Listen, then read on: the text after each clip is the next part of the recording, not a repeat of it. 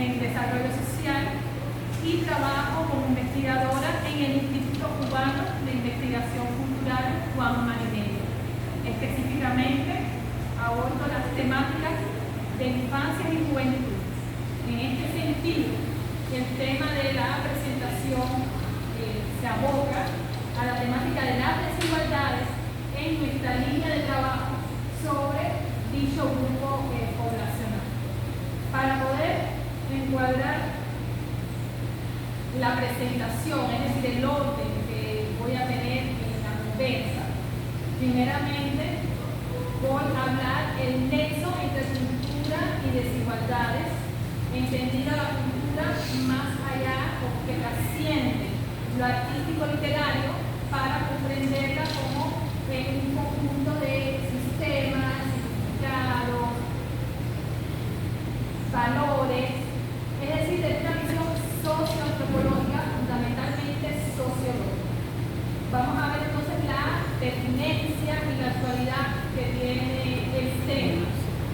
Y vamos a hacer un breve paneo sobre la temática de infancia, específicamente es decir, la categoría de infancia y cómo la estamos entendiendo. No podemos olvidar que la infancia es una construcción social, histórica, contextualizada, situada, pero para los fines de nuestra línea de investigación la asumimos con determinada definición que plantearemos posteriormente. Después, breves referentes teóricos sobre estas categorías, itinerarios metodológicos, es decir, rutas metodológicas con las que trabajamos y los resultados que presentan los principales hallazgos, los núcleos temáticos de nuestras investigaciones, así como identificar algunos procesos, o más que procesos, expresiones de desigualdades sociales en estos hallazgos. Acá son algunas imágenes de las investigaciones que hemos llevado a cabo en la institución a partir del año 2021-2024. Es decir, que me voy a centrar en compartir los resultados de estas presentaciones de manera general, buscando los puntos conexos entre todos para brindar entonces expresiones de desigualdades identificadas. Para entender el resto de las culturas y las desigualdades, primeramente partimos de que la desigualdad es un proceso relacional que tiene un carácter multidimensional. De ahí que hayamos hecho énfasis en la dimensión cultural, que no soslaya, no olvida la dimensión económica, la dimensión etaria, la dimensión territorial, también conocido como pares categoriales. En este sentido, nos permite una configuración compleja e interseccional, teniendo en consideración las ideas antes mencionadas, para poder entender entonces la desigualdad en este sentido integrador. La actualidad que tiene el tema justamente es la relevancia del cruzamiento de los múltiples procesos, relaciones y condicionantes, en tanto la cultura se muestra como un elemento constituyente y constitutivo de procesos de relaciones sociales, vital desde el sentido sociológico para entender su nexo con otros procesos como marginalidad, como exclusión social, como desigualdades, desventajas y vulnerabilidades sociales. La pertinencia un poco tributa entonces a este análisis de acercar a comprender actitudes, comportamientos y relaciones asimétricas que se están evidenciando en el entramado de relaciones sociales. Es decir, mirar un poco las desigualdades desde los componentes subjetivos sin olvidar los componentes objetivos y estructurales que forman parte o que consolidan el proceso. Un poco ya les hablaba sobre la infancia, que es la construcción social, histórica, es una pluralidad de vivencias, de relaciones, experiencias, realidades. Entonces, en este sentido, lo entendemos de manera plural. No hablamos de infancia, sino de infancias. que engloba a este segmento etario. La pertinencia de la investigación queda reflejada para buscar soluciones a las desigualdades en su carácter integrador y de atención a estas diferencias. En el caso de la novedad para el contexto cubano, específicamente nuestra institución, es haber realizado una sistematización del quehacer investigativo de esta línea que visibilice procesos de desigualdad para el diseño de políticas culturales. No significa que olvidemos otras políticas sociales, pero como respondemos específicamente al Ministerio de Cultura de Cuba, nos interesa mucho el diseño, la implementación de políticas culturales hacia este segmento poblacional. Igualmente, consideramos que puede brindar información para la recién aprobada Política Integral para la Atención a la Infancia, Adolescencia y Juventud, que comenzó en el año 2023 su proceso de diseño y fue aprobada en julio del presente año. Entonces, entender las infancias de manera general para las investigaciones ya con las que trabajamos en el instituto es la etapa separada de la adolescencia y la edad adulta en la cual niñas y niños pueden crecer, jugar y desarrollarse, citando a Bellamy, y el hecho de separarla de la vida adulta nos permite entonces analizar y proponer soluciones diferentes para este grupo etario, lo que significa tener en cuenta sus motivaciones, sus intereses, sus necesidades, que ayuden entonces a trazar acciones proactivas en función de este grupo, aun cuando existan todavía desafíos y circunstancias en nuestro contexto que están marcando dicha categoría. Hablar de la desigualdad social. Partimos entonces de que tiene diferentes referentes teóricos, y todos conocemos las principales teorías, valga la redundancia, el marxismo, la teoría de las élites, dimensiones de poder, estratificación social, es decir, visiones que nos permiten acercarnos a este proceso y que podemos aprender, comprender determinadas nociones para una construcción social, o una construcción, del concepto en función de nuestros objetivos, de nuestros intereses investigativos.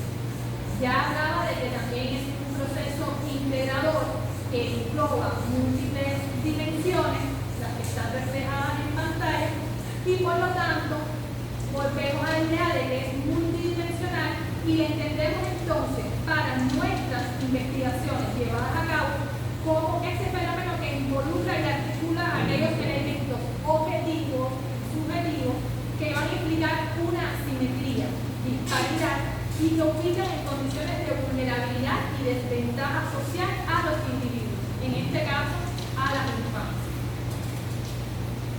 Acá tenemos algunos investigadores que consideramos relevantes y que tributan sobre todo para el análisis de las desigualdades desde el ámbito o la dimensión cultural. Charles Taylor, desde su concepción de la desigualdad experiencial, que para nada soslaya u obvia la dimensión económica, pero hace una integración, una implicación de ambas dimensiones para entender un poco estas desigualdades en un contexto cotidiano, en un contexto de experiencia. Tenemos a Gonzalo Salamí, que nos ubica en la configuración de las vulnerabilidades y las desventajas múltiples, que conecta un poco también con Charles Taylor, y el resto de los autores son autores cubanos que de una forma u otra han desarrollado o se han dedicado al estudio del fenómeno de la desigualdad, que si bien atraviesan diferentes esferas políticas sociales, tributan también al ámbito de la cultura. Por ejemplo, es el caso de la doctora Cecilia Linares, de Vicente Rivero, Pedro Emilio Mora, María del Carmen Zavala, que se ha dedicado fundamentalmente al enfoque de la intersección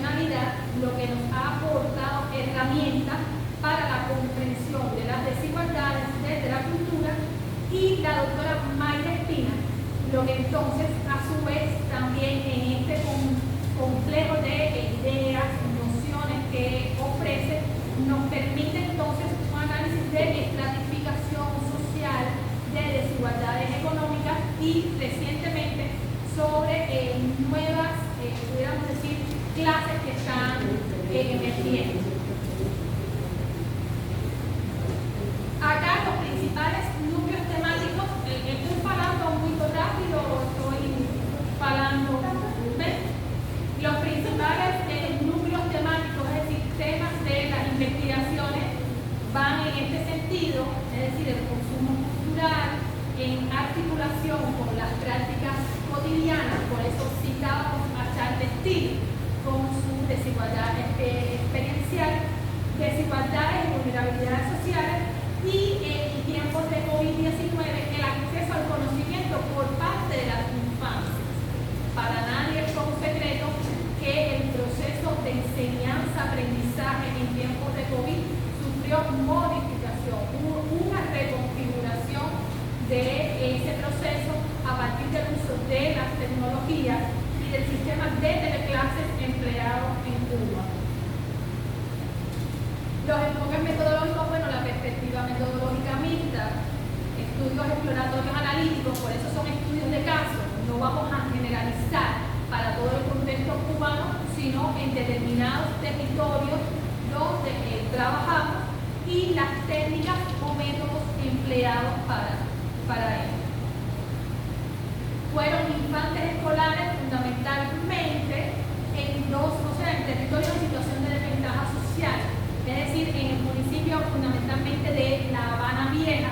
Las personas conocen Cuba, algunos de los presentes conocen Cuba. Bueno, el territorio de La Habana Vieja es un municipio de la capital del país, tiene diferentes barrios y entre ellos se encuentra el barrio de Belén, Jesús María, San Isidro, que son barrios que se encuentran en desigualdad social, en procesos de desventaja social. Entonces tienen características socioeconómicas, de infraestructura, de hábitat que son un poco, pudiéramos decir, vulnerables ya para el precaria para el desarrollo de los habitantes. Entonces acá vamos a presentar algunos a partir de las investigaciones realizadas, aquellas dimensiones e indicadores que van a visibilizar como expresiones de desigualdades sociales. Tenemos la situación socioeconómica en primer lugar, en el caso de las prácticas de consumo cultural, lo que va a implicarse con el acceso a los bienes y servicios culturales, en el caso de los infantes. Estamos hablando en este sentido de prácticas de lectura, pero también hay otros bienes culturales que también están siendo afectados en este sentido. El equipamiento tecnológico, no solamente el hecho de tener una computadora, una tablet o un celular, sino también el acceso a la navegación en las diferentes plataformas para la búsqueda. Y uno que nos pareció muy importante, a pesar de que es un elemento subjetivo, los niveles de satisfacción y motivación con respecto a las prácticas culturales. Ayer se hablaba en una mesa sobre el concepto de distinción social de Bourdieu. ¿Por qué lo traigo a colación? Porque el gusto es una construcción social, pero también es una expresión ya de distinción de desigualdades sociales. Entonces, a la hora de estar cumpliendo un gusto permeado por una motivación, por satisfacciones, estamos estableciendo entonces diferencias entre una selección de determinadas prácticas o no, que van a estar mediadas por diferentes elementos socioeconómicos, culturales, como se refiere aquí, capital social, retomando a Bourdieu, y el capital cultural de la familia, los docentes fundamentalmente. En el caso de la otra investigación, que que fue el tiempo de COVID y el acceso al conocimiento, volvemos que una desigualdad que fue recurrente, la configuración de la cotidianidad familiar en tiempos de pandemia. La familia tuvo que asumir la función de este proceso de enseñanza-aprendizaje, lo que al interior del hogar trajo también determinadas modificaciones de la dinámica que afectaban de una forma u otra a los niños, pero también al resto de los miembros, fundamentalmente a las mujeres, madres, tías, abuelas, que más allá del cuidado de las crianzas propiamente tenían que también enfocarse en esta cuestión de la docencia, apoyado por el sistema de teleclases con que contábamos en el país. Vuelven nuevamente las desiguales condiciones materiales, de equipamientos tecnológicos y las condiciones de vulnerabilidad. ¿Por qué establecimos esta diferenciación? Había hogares donde convivían solamente un niño o dos, pero en otros convivían diferentes niños de generaciones también diversas. Entonces, a la hora de asumir las teleclases, de asumir esa dinámica, estaban matizados justamente por las condiciones del hábitat, por contar con los recursos, con el acceso a ellos o no, lo que incluyó en este proceso de enseñanza-aprendizaje por su parte. Entonces, igualmente el acompañamiento que ya hacía alusión de este proceso de enseñanza, como aquellos padres, aquellos padres que tenían un capital cultural, pudiéramos decir, que elevado, se encontraban en mejor condiciones de acompañar este proceso de enseñanza que aquellos padres cuyo capital cultural, o sea, inmenso, con nivel educacional, era inferior. Nos referimos fundamentalmente al nivel de enseñanza media acá o 12 grados también. Y el estudio sobre vulnerabilidades de las infancias y adolescencias, hicimos una sistematización de diferentes estudios, para la redundancia, realizados en el país a partir de disímiles áreas de salud, cultura, educación, políticas sociales, y aplicamos también entrevistas tanto a las crianzas, que estamos hablando de niños entre 8 y 10 años, que ya prácticamente iban a iniciar la adolescencia, como a los padres de niños de la primera infancia. Entonces, en el caso que nos ocupa, salieron acá que la edad, sin dudas, es ya un elemento que está marcando desigualdad. ¿Por qué? A ver, cuando estamos estableciendo no solamente los estudios, sino en este proceso de educación de los infantes, por lo general hay una tendencia a una visión adultocentrista, es decir, de poder hacia el adulto, parte del adulto hacia el menor. ¿Qué queremos que el niño vea? ¿Qué es lo que nos gusta y estamos buscando? Y hay que tener en consideración también los intereses y las motivaciones del infante. En este sentido, se vincula mucho con la idea que sigue, que es un uso muy inadecuado a las pantallas por parte de los infantes. En esta misma dinámica y el acceso a visitar determinadas redes que a veces no sabemos los niños dónde, con quiénes están interactuando, están haciendo un uso inadecuado, están siendo vulnerables ante el contexto digital. Se pueden expresar visibles fenómenos como el ciberbullying, pero también como el acoso en este sentido del entorno digital. Tenemos una concepción de niños, niñas y adolescentes conocidos en Cuba como agendas completas o agendas ocupadas, que son aquellos niños donde, aquellos niños que están, insertos en determinadas actividades. Más allá de la docencia, también tienen clases de piano, tienen clases de lengua, tienen clases de baile, tienen clases de arte, y entonces el niño ya esa motivación de aprender la va perdiendo un poco porque siente que su tiempo está siendo quizás empleado o diseñado desde el mundo adulto. Es decir, que vemos cómo el adultocentrismo está transversalizando todo este sentido. En el caso de los infantes, ellos reconocieron que poseen esta agenda o este tiempo tan ocupado, los separaba de los adultos, sentían un abandono emocional y una vivencia de soledad con relación a sus padres y demás familias.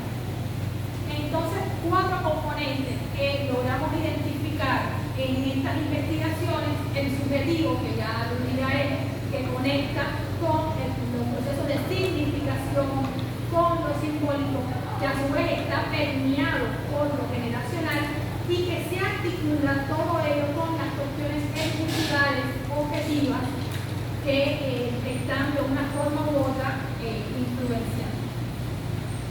A grandes rasgos yo voy a dejar la presentación acá, después pueden copiarla, pero bueno, partía ya desde el inicio que un resultado es que no podemos generalizar ni plantear conclusiones absolutas. Solamente hemos brindado una visión contextualizada, o sea, contextual, situada a partir de los territorios donde trabajamos.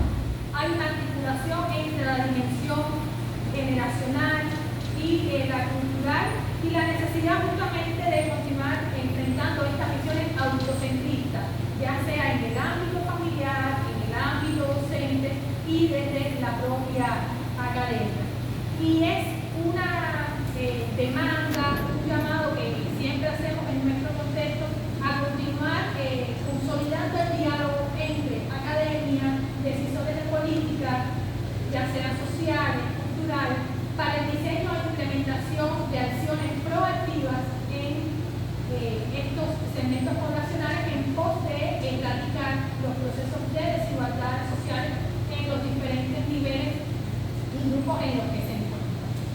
Tenemos distintas interrogantes, pero bueno, las 3 que más nos llamaron la atención y que consideramos que quedan abiertas para nuestro desarrollo investigativo en la institución es qué desafíos existen aún en materia de acciones proactivas para mitigar los procesos de desigualdad. Con énfasis en la dimensión cultural, consideramos que todavía debe trabajarse más desde nuestras aristas, nuestras perspectivas en la desigualdad en este sentido. ¿Cómo se están manifestando las desigualdades en las infancias desde la identificación, el diagnóstico, en la voz de los propios niños? Es decir, escuchar a la infancia, a la crianza, qué es lo que están diciendo, qué elementos de desigualdad están aportando desde su forma de expresar, de decir, las vivencias que tienen y cómo entender estas brechas de equidad latentes a corto, mediano y largo plazo, citando a una investigadora cubana en el mundo. Y por último, es cómo potenciar justamente estos vínculos más sólidos entre los diferentes actores locales, sean grupales, institucionales, que trabajan para, con y por las infancias. O siempre nos gusta esclarecer en estos 3 sentidos, porque trabajar para las infancias caemos en esta cuestión de paternalismo, de adultocentrismo. Por ello sucede de la misma manera, pero para con ellos ya entonces nos estamos involucrando y le estamos dando un sentido de participación.